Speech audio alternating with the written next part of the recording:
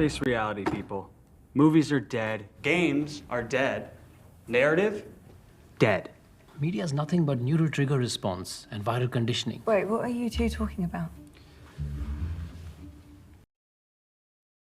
I watched Juror number 2 by Clint Eastwood, directed and produced. And interesting frickin' movie. Actually kind of interesting. Obviously, the Juror number 2, right? They kind of, like, damn, how do I explain this? It's not just us trying to decide whether or not the guy who's on trial, committed the crime or not. It's that we know that the juror number 2 is involved in this. Beast, aka Beast, is somehow a part of this. Well, we don't know if he's a part of it. Like, his own story creates enough reasonable doubt for the guy who got convicted for murder for this whole thing that obviously, the movie leaves it as a cliffhanger, but it would almost start its own fucking, typical jury room drama, whodunit type of situation. Kind of a whodunit, or more of a guilty or innocent situation, where you have to be in the fucking room with the fucking jurors, and I think I like that they left it a mystery of who actually committed the crime, because it's just constantly creating doubt in every scenario. It's like, even if you think juror number 2 actually did do it, aka Beast, like, you still don't have guaranteed evidence that he did it. You also don't have guaranteed evidence that the guy who got convicted for it did it. Like, you don't really fucking know, but it makes you kind of go through evidence. I think that's interesting. Also, the drama of the juror being like, it's like, shit, did I do this? Am I guilty? And then him stuck in kind of a moral quandary, where I think what he was trying to do, what Beast was trying to do, Beast was trying to get this guy off of jail, like get him maybe released or out of jail, but also himself not get implicated at all. Granted, Kiefer Sutherland was like, hey, man, if this guy gets acquitted or a mistrial or whatever the fuck, they will go over all the evidence again, and then they might find you. Because, the DA basically did. Or, I guess she was just a prosecutor, and then she became the DA. Toni Collette, whatever. She fucking basically figured it out by the end of the movie, like, yo, you did something here, didn't you? Your fucking car's at the crime scene or whatever, or your car needed it was in the shop for body damage to the car, right where that girl apparently got bludgeoned to death and pushed over a fucking like a barrier into like a creek or some shit. She hit her head on rocks or something, but she's like, hey, maybe you got hit by a fucking car, and that's what caused the the blunt force trauma. And I'm kind of going over it in my head because I'm like, I don't know exactly what happened, but it makes for good drama, good, interesting, courtroom, jury, genre, style drama. Like, it's a different take. Now, for me, there are things I don't like, which is Clint Eastwood's campiness of God Bless America and the God Bless America and the justice system type of shit. Like, this is the best we can do, and like, kind of that, like, I don't know, overly campy, oh, the world would be insane if we didn't have the court system the way it is. I don't know. It's just kind of boomer thinking, I think. Simple boomer American Pie style thinking. I'm just like, that bores me, Clint. But the scenario created was interesting at the core of the movie. But there's definitely like a old man shit in there. Also, some things that were funny. Like, there's a reason why they didn't use like a black kid or something like that that as like the guy getting convicted or the guy on trial. Like that of like I'm curious if someone wrote it that way and then they're like, yeah, we can't do that. We can't do this because like, wait a minute, did this white dude actually commit the crime and this black kid's going to jail for it? You can't do that because then it's like that little campy narrative that Clint Eastwood has about the fucking justice system all of a sudden looks a little funky. It's like, wait a minute. It's not so beautiful and campy, is it? It's like a little, like, let's be real, man. We basically negotiate whether someone's being tortured for the rest of their lives or not. Especially like in, big time murder cases. Did we torture him for the rest of his life? Or did he not do it? It's like just dangling lives and shit. And we call it justice, which is quite weird to me. But, yeah. Clint Eastwood doesn't want to insult that process and that kind of standard. I don't think. I don't think he has the balls to go there, or the knowledge to go there. It's one way or the other. But the concept itself, at the core of the movie, is actually interesting. Surrounding the campiness. I mean, he did have the two black chairs, which were like, I don't care about this shit. I got kids to feed. He's like, yo, you motherfucker. Who put that in there? And like the white dude that was on trial had like a tattoo. He's like, yo, you know what that is? See that snake in the crown? Yeah, that's a gang member. Like this white dude is like one of the black jurors is like, yo, yeah, my brother, he was in that gang. He got killed when he was a kid. He got killed when he was 17, man. Caught a stray bullet in a gang war. I'm like, those two are in the same gang and shit? God damn. What gang is that? It's a fucking multicultural. Maybe that's how gangs should be doing it. Very multicultural. So what I heard is a lot of these things are segregated for, because of their own political sense of things. Like if that dude's brother and the guy on trial, if they like went to jail, like they're in the same gang, but they would 100% separate them by race, right? In jail, they get separated by race. I don't know. It's just, yeah, it's just kind of funny to me, and it's like I could see why Clint and the team, like, oh, let's not make the guy on trial a black kid. Let's avoid this, which is just hilarious that you can see that. Like, forgive me.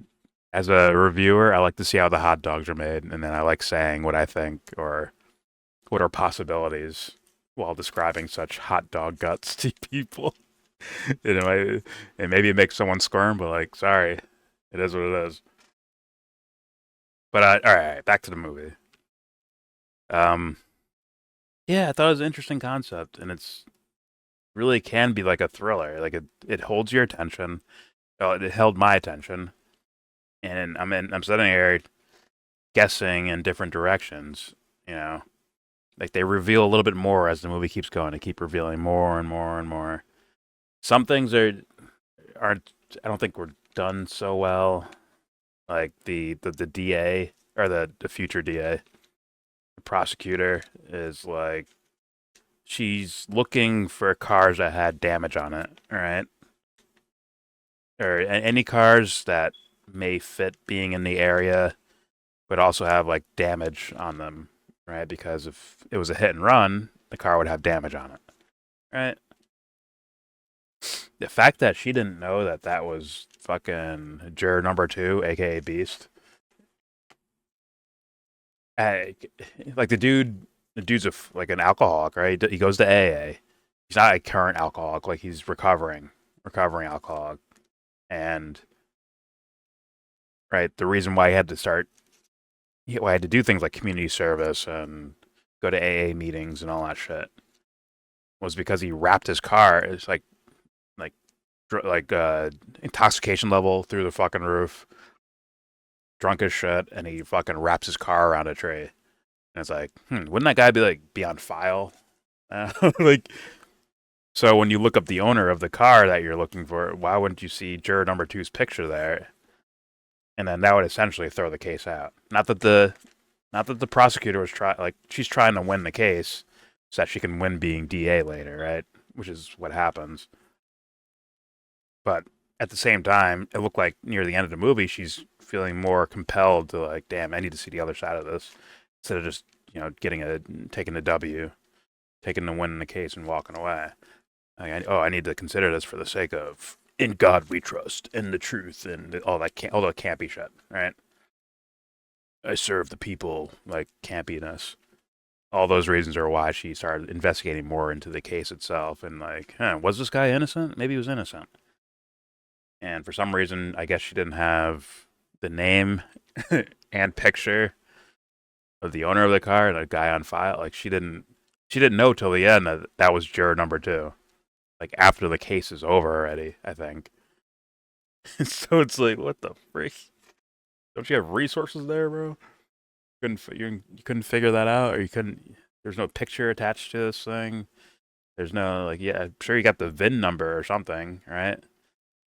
So it's like, you got the VIN number, you find the owner. If you have the owner's name, you can look at the fucking jury list easily and be like, oh, there he is. There's juror number two. Fucking maybe possibly compromising the jury. What else was interesting? I mean, that's something it's just an eyesore, man. It's just an eyesore. It's not a big deal. It's a nitpick, but it's still an eyesore, and I have to point it out if I see it. Actually, another thing that was interesting. I don't know if it's positive or not, but it's interesting.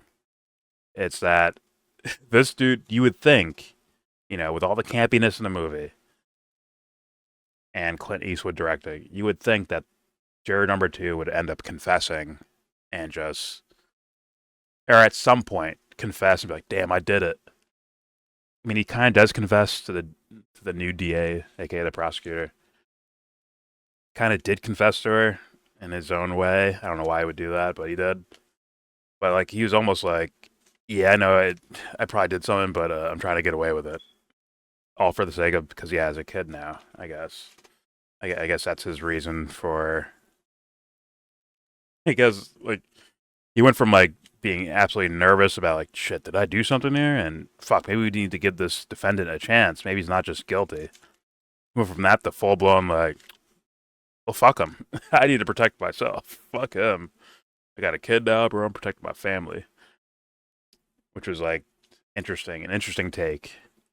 They usually like the handsome looking white dude to be like some sort of hero in these things, but they made him kind of like, in a way, like a little bit, I don't want to say ruthless, but he's like, I don't know, like they made it like clearly an immoral thing that he's doing. Right? It's known that it's immoral. That's why it was bothering him. And he knows he's making an immoral decision, and he's still sticking with doing that immoral decision. Like when he talks to the DA, and he's like, Tony Collette or Coletti, however you say your name, he's talking to her, and he's basically confessing, but at the same time he's like, maybe that guy doesn't need to go to jail though, or maybe like whoever maybe hit and run and hit her in the car, maybe he doesn't need to go to jail, man. Maybe maybe he should be all good, Which was interesting.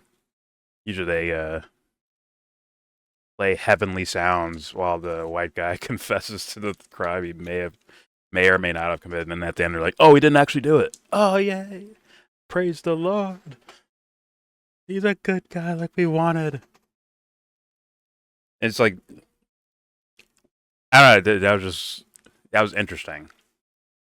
Also, something interesting, which I might call a negative as well, is the wife knows now that he may have hit this woman, may have killed her, and then didn't fess up to it, and she's just moving on like nothing happened after that, which is just weird. Once again, maybe the the baby is like changing these characters' minds around to where she's like, I'll just ignore it.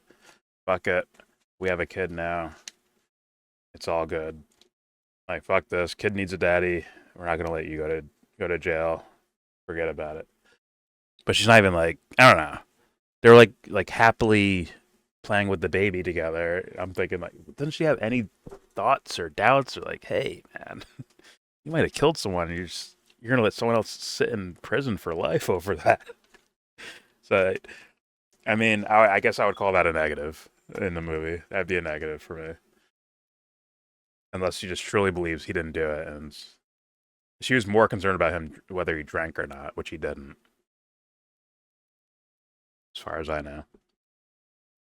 Okay, all right, well, all right, the movie ends with a cliffhanger, which is the DA, the new DA, Tony Colletti, knocking on the door. All right, and Beast juror number 2, aka Beast, opens the door and sees her. He's like, oh shit, the time has come. She's gonna pursue this. He's going to risk her career and spend time and resources to see if I fucking committed this or not, committed this murder, or killed this person or not. Which I'm like, oh, okay. Like, damn, I want to know what happened. Like, I want to know. But at the same time, it's not a bad ending. It's not a bad ending to this movie. I kind of like they kind of don't give you an answer, but they make you question the entire path up to what the answer might be. Right? Even as much as there's deliberating with the jurors, right, where they're talking about what actually happened in the case, who's guilty, who's innocent.